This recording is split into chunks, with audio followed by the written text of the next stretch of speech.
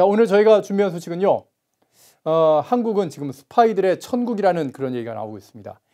간첩을 간첩죄로 처벌할 수 없는 그런 상황이기 때문인데요. 그 문제 좀 여러분께 좀 소개해드리고, 지금 중국은 또 반면에 간첩법을 개정해서 어떻게 보면 중국 내에 들어와 있는 외국인 기술자들을 지금 억류하기 시작했다라는 그런 소식 전해드리겠습니다. 그리고 오늘 앵커 초대석에서는요, 김기웅 전 대통령실 부대변인 모셔가지고 지금 현재 어떻게 보면 한동훈 오늘 이제 취임 100일이 맞았는데 한동훈과 윤석열 대통령, 여의도와 용산이 어떻게 연합을 해서 이재명을 잡고 또 민심도 잡아낼 수 있을 것인지 자세한 말씀 들어보도록 하겠습니다. 그리고 선우윤호 기자와 함께 정말 지금 북한군이 특수부대라고 했는데 굉장히 앳된 그런 청년들이었지 않습니까? 이미 지금 전투를 시작한 그런 부대가 있나 보죠. 다 전사하고 지금 한 명만 살아남았다, 그런 얘기도 들리고 있는데 우크라이나 러시아 파병 관련 소식들 자세히 알아보도록 하겠습니다. 자, 제가 준비한 앵커 브리핑으로 준비한 첫 번째 소식은 바로 이 간첩을 간첩죄로 처벌하지 못하는 그런 상황입니다. 올해 6월이었나요? 정보사 군무원 한 명이 국정원 블랙 요원들 그 명단을 중국에 넘겨가지고 어떻게 보면 명단이 노출된, 그러니까 자신의 신분이 드러난 블랙 요원들이 긴급 귀국해야 되는 그런 일이 벌어졌는데 이 명단이 중공을 거쳐서 그대로 북한으로 넘어갔기 때문이었습니다. 다들 기억을 하실 텐데 이 정보사 요원이라는 사람이 중국 정보원으로부터 요구를 받아서 그러면은 부대 내부에서 관련 군사 기밀들을 다 자기가 확보한 다음에 자기 집에 와가지고 영해의 그 숙소에서 중국의 서버가 있는 그 클라우드에다 업로드를 시키면은 이 사람이 그걸 다 가져갔던 겁니다. 근데 이런 과정을 거의 7년 동안 하고 있는데 정보에서 우리나라 방첩당국이 그걸 잡아내질 못하고 있다가 이게 30번이 넘게 어떤 중국에다가 정보를 전달하게 되거든요. 그런 상황 속에서 이 흘러나간 정보가 우리나라도 똑같이 해킹 부대를 운영하고 있기 때문에 북한군의 정보들을 이렇게 들여다보거든요. 기회가 있다면 어떻게든지 들여다봐야 되는데 들여다봤더니 그 안에서 우리나라 블랙 요원들의 명단이 나오는 겁니다. 그래서 이게 어떻게 된 건가? 역으로 추적을 했더니 드디어 이 정보사의 군무원이 검거가 되게 된 거였죠. 자, 그런데 이 블랙 요원의 정보를 갖다 빼간 이 군무원을 지금 현재 우리나라의 법으로는요, 간첩죄로 처벌할 수가 없다는 겁니다. 이게 무슨 소리냐? 블랙 요원의 신상 정보를 넘긴 군무원을 갖다가 군사기밀보호법 위반 혐의로 구속해가지고 여기에 맞춰서 처벌할 수밖에 없다는 겁니다. 군사기밀보호법 제11조 군사기밀을 적법한 절차에 의하지 아니한 방법으로 탐지하거나 수집한 사람은 10년 이하의 징역이다. 그러니까 10년 이하 징역밖에 못 주고요. 그리고 13조 업무상 군사기밀 누설, 업무상 군사기밀을 취급하는 사람 또는 취급하였던 사람이 그 업무상 알게 되거나 점유한 군사기밀을 타인에게 누설한 경우에는 3년 이상의 유기징역에 처한다. 처벌 규정 자체가 물론 이건 일반인들이 보기에는 굉장히 강한 그런 규정들이지만 군사기밀, 어떻게 보면 첩보원의 명단 이런 거를 유출한 그 죄로는 너무 처벌이 가벼운 거 아닌가, 그런 상황이거든요. 2년 이하의 징역, 2천만 원 이하의 벌금, 그리고 외국인의 경우에는 2분의 1을 가중처벌한다. 이런 내용들이 좀 있는데 굉장히 약합니다. 하지만 만약 간첩죄로 처벌하게 되면요, 얘기가 완전히 달라지는데 형법 98조에 나오는 간첩죄에 따라서 군사상의 기밀을 적국에게 누설한 자는 사형, 무기징역, 7년 이상의 징역으로 굉장히 강합니다. 군형법도 마찬가지여서요. 군형법에서도 간첩을 군사상의 기밀을 적국에 누설한 자는 사형과 무기징역 딱 2개밖에 없습니다. 그러니까 이 사람은 군무원이기 때문에 사형 내지는 무기징역을 받을 확률이 굉장히 높은데 보시는 것처럼 간첩죄가 아니라 군사기밀보호법 위반으로 처벌을 하기 때문에 처벌 수위가 최대한 받아봐야 한 10년 정도의 유기징역이 되는 거죠. 이건 좀 문제가 심각하지 않겠습니까?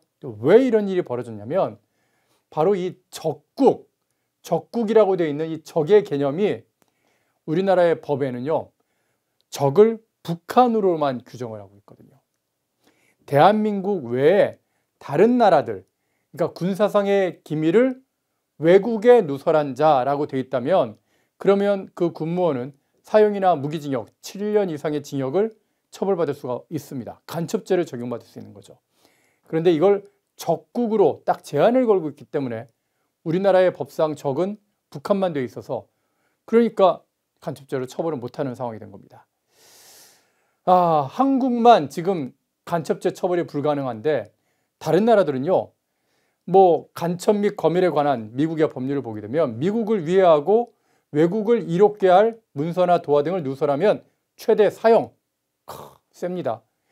뭐 독일도 마찬가지입니다.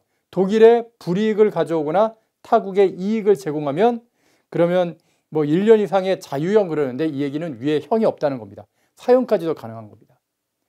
그러니까 우리는 10년 이하인데 뭐 미국이나 독일이나 다른 나라들 선진국들은 간첩이란 개념을 적이라고 규정하지 않고 외국, 대한민국의 이익에 반하고 외국을 이롭게 하면 다 간첩으로 규정을 하고 있는 겁니다. 이걸 좀 바꾸려고 사실 2004년부터 국회의원들이 굉장히 노력을 해왔는데요. 그런데 번번이 매 회기를 거듭할 때마다 이 간첩법 개정에 실패를 했습니다. 22대 국회만 봐도 국민의힘에서 주호영, 인요한, 임종덕 의원이 이미 간첩법 개정안 내놓고 있고요. 더불어민주당조차도 강유정, 위성락, 박선원, 장경태 의원까지 간첩법 개정안을 내놓고 있습니다. 심지어 그 내용이 똑같아요. 국가 핵심 기술 유출 그런 거에 대해서 처벌하자. 국가 핵심 기술 유출에 대해서 처벌하자. 다 얘기가 되는데 똑같은 얘기를 하는데 근데 법이 개정되지 않고 만들어지지 않는 이유, 그건 바로 이 국정원의 대공수사권 부여 때문입니다. 그러니까 간첩법을 개정하면 간첩을 누가 잡을 거냐, 그걸 또 규정을 해야 되지 않습니까? 근데 여기에 대해서 국민의힘은 국정원이 잡게 하자, 국정원이 전문가다라고 얘기하는 거고, 민주당은 안 돼, 국정원은 자꾸 그걸 가지고 여론을 조작을 했어 라고 주장을 하면서 국정원의 대공수사권을 박탈해야 된다고 이미 박탈을 했죠. 이미 문재인 정부 때 박지원 국정원장 요 시절에 대공수사권 자체를 갖다가 국정원한테 뺏어서 지금 경찰에다 이권했지 않습니까? 그걸 넘어서 지금 민주당은 대공수사권뿐만 아니라 대공조사권, 강제력이 좀 약합니다. 그 대공조사권도 뺏어야 된다. 지금 그렇게 주장을 하고 있는 상황이거든요. 이게 회복되지 않으면 그러면 간첩죄가 설사 만들어지더라도 그 간첩을 잡을 인력이 없는 그런 상황이 되는 겁니다. 이거 정말 반드시 고쳐야 되지 않겠습니까? 대한민국은요, 지금 이거 동방명주 사건 여러분 다 기억하시지 않습니까? 이게 얼마나 됐습니까? 중공이 대놓고 한국에다 비밀 경찰서를 차려놓고 여기서 어떻게 보면 대한민국 안에 있는 중국인들을 관리하는 그런 짓을 했단 말입니다. 예. 거기다가 중공은 지금 무슨 짓을 하고 있냐?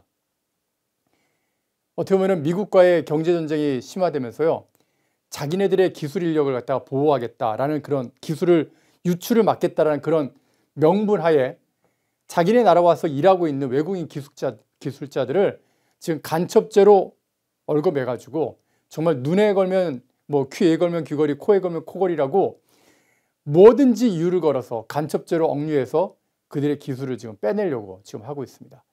이렇게 어떻게 보면 한국을 둘러싼 외국들은 어떻게 하든지 대한민국을 위협하고 대한민국에 있는 기밀을 뺏어가려고 노력을 하고 있는데, 그런 상황에서 대한민국은 여야가 싸우느라고 아직도 간첩법 개정 하나를 제대로 못하고 있는 상황인 거죠.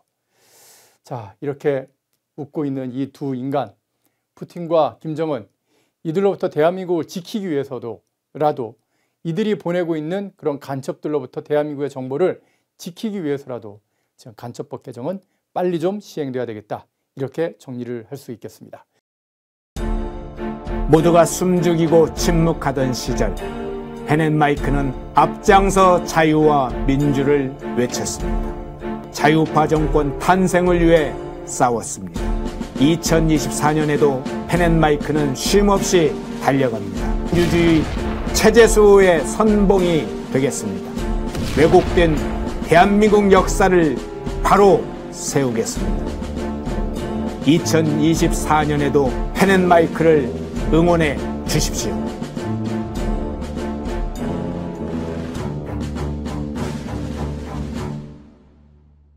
인터넷 검색창에 펜앤마켓을 검색해주세요. 펜앤마켓은 펜앤드마이크 구독자분들을 위한 종합 쇼핑몰로 좋은 상품으로 온라인 최저가를 목표로 하는 마켓입니다.